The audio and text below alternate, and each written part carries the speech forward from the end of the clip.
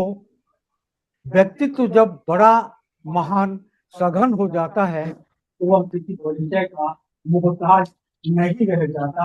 आदरणीय डॉक्टर विनय कुमार जी पाठक ऐसे व्यक्तित्व के धनी हैं। 2 PhD और 2 फिलिप कदाचित पूरे विश्व में शायद आप अकेले होंगे, इसीलिए कदाचित शब्द का प्रयोग कर रहा हूँ। अनेक ग्रंथ हैं आपके आपके व्यक्तित्व की विशेषताएं अवर्णनीय है। कहना केवल इतना ही होगा। विनय जब विनय जब झुकता है तो धरती के गर्भ से रस खींचता है, और विनय जब सिर उठाता है तो आसमान घूमने लगता है। आदरणीय विनय वो दूसरा नाम का। अच्छा, हाँ जी,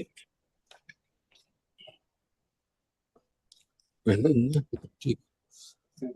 विश्व हिंदी अधिष्ठान रायगढ़ और देवम फाउंडेशन कला एवं संस्कृति संस्थान बुल्गारिया के संयुक्त तत्वाधान में ये जो अंतर्राष्ट्रीय संगोष्ठी हो रही है भारतीय ज्ञान परंपरा, उसके मुख्य अभ्यागत हमारे रायगढ़ के नवनियुक्त कुलपति, और मुझे बहुत अच्छा लगा आज कि ऐसी विभूति इस कार्यक्रम में आज उपस्थित हुई है, विनय चौहान जी।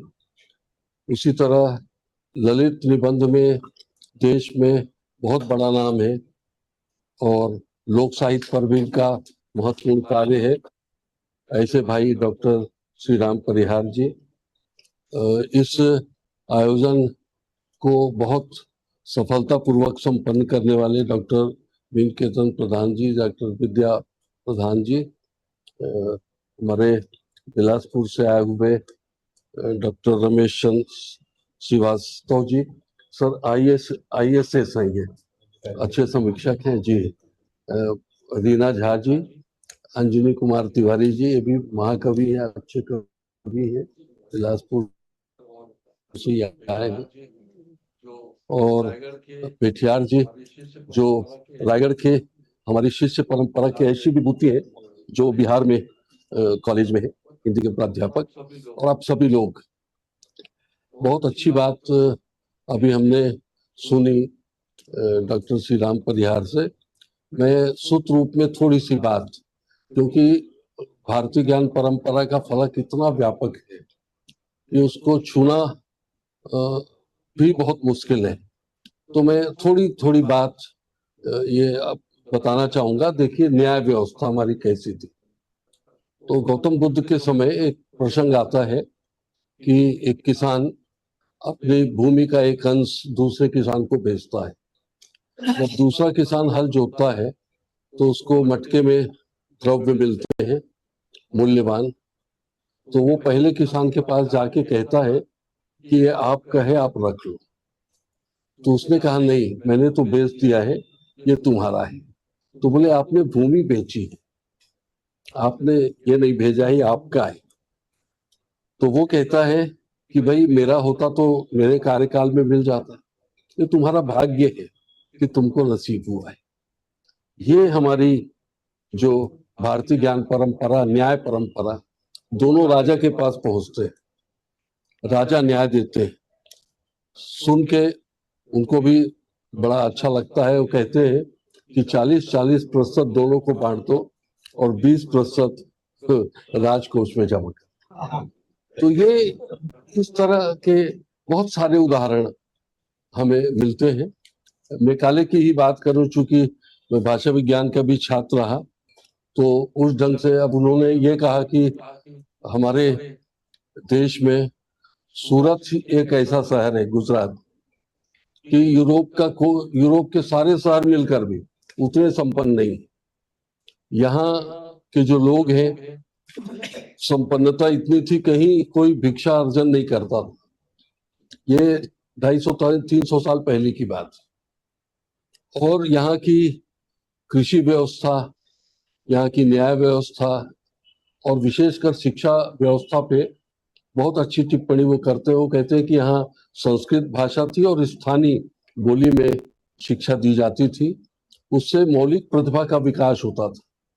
लेकिन उन्होंने जो कार्य किया उससे आज की स्थिति हम देखें तो ऐसा लगता है कि सचमुच जो हमारी शिक्षा पद्धति है, हमारी भारतीय ज्ञान परंपरा की जो शिक्षा व्यवस्था है, वो आज अपने आप में मूल्यांकन करने की भी स्थिति में नहीं है कि हम तब क्या थे।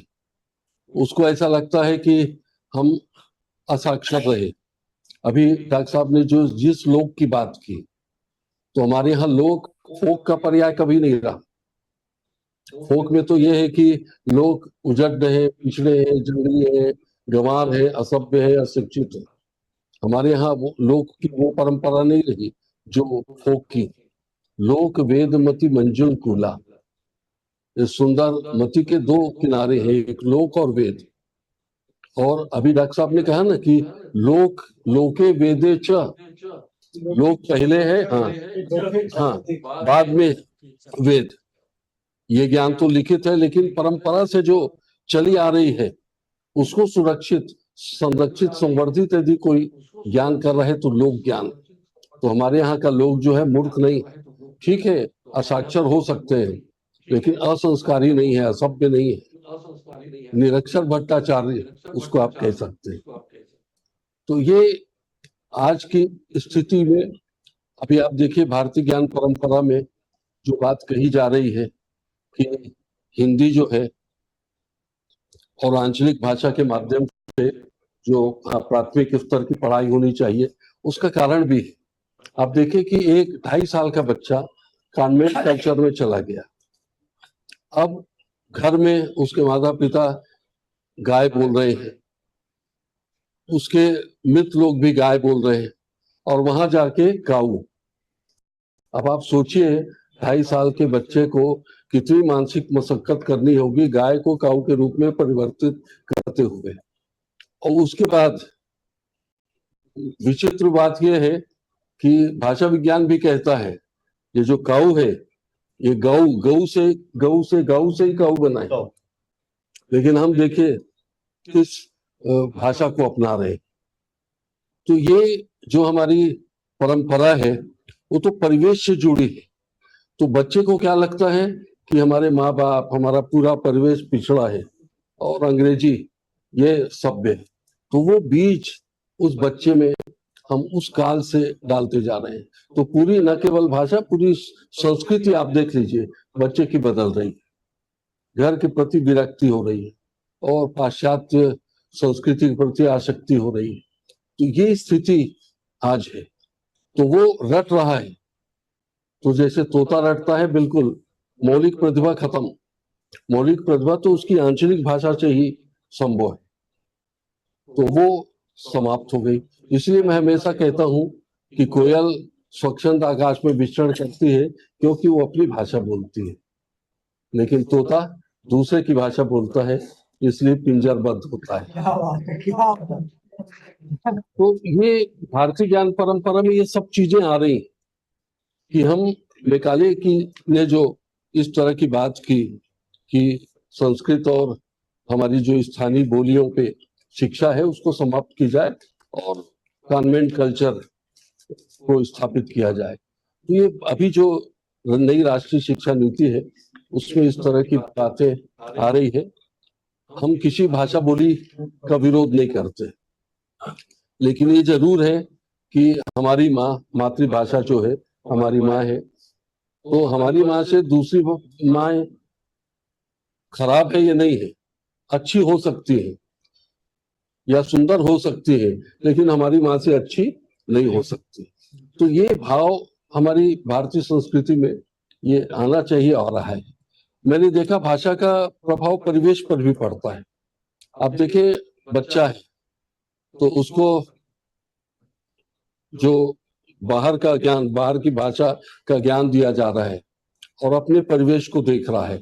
अंतर कितना है देखिए, एक कुत्ता है उसको हम लोग भग, जा, हट, दूर, ऐसा कुछ भी भाषा में बोले वो हट जाएगा, लेकिन उसको एक्सक्यूज में बोलेंगे आप, क्या स्थिति होगी। तो ये हम परिवेश भी जो है वो हमारी भाषा को समझता है, लेकिन हम अपने परिवेश को ही बदल रहे हैं। तो आप देखिए गाय को बुलाना होता है तो अलग अलग क्षेत्र में अपने रंग से आ ही और भी कई तरह से बुलाते हैं।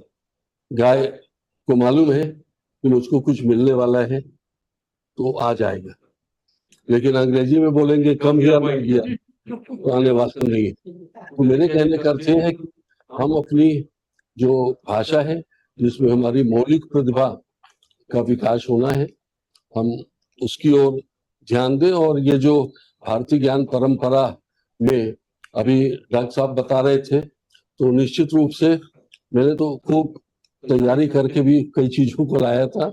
मैं चाहता तो उसको बोल भी सकता, लेकिन एक तो क्या है सर, मेरा अभी कार्यक्रम चल रहा है INH टीवी पे, उसमें मुख्यमंत्री और सभी लोग हैं तो मैं नहीं देख पा रहा हूँ। और दूसरी बात, मैं ये भी चाह रहा था कि हम लोगों को 8:30 बजे हर हालत पहुंचना, 3 घंटे बिलासपुर में लगेंगे। तो मैं अधिक न कहते हुए निश्चित रूप से ये जो कार्यक्रम भारतीय ज्ञान परंपरा पे हो रहा है, तो आप इस पर पुस्तक निकालें और हम लोग जो लेख है उसको भेजेंगे। और इस तरह की बातें छपनी चाहिए। तो कार्यक्रम तो होते रहते हैं, लेकिन इस तरह का यदि कोई काम होता है प्रकाशन का तो स्थायी महत्व का होता है। और आप सब लोगों ने मुझको महत्व दिया, आदर दिया, सम्मान दिया, बहुत बहुत धन्यवाद। जय हिंद, जय भारत। बहुत बहुत धन्यवाद श्रद्धेय डॉक्टर विनय कुमार पाठक सर, कुलपति छावे विद्यापीठ। व्यक्ति का सरल होना ज्यादा कठिन काम है, यह अभी आपने एक चीज देखा, कोयल और कौवा तोता की जो व्यंजना है, एक में मौलिकता है, एक में कृत्रिमता है। भारतीय ज्ञान परंपरा संस्कृति मौलिक चिंतन से गतिशील है। बहुत उत्कृष्ट विचार आपने सुने।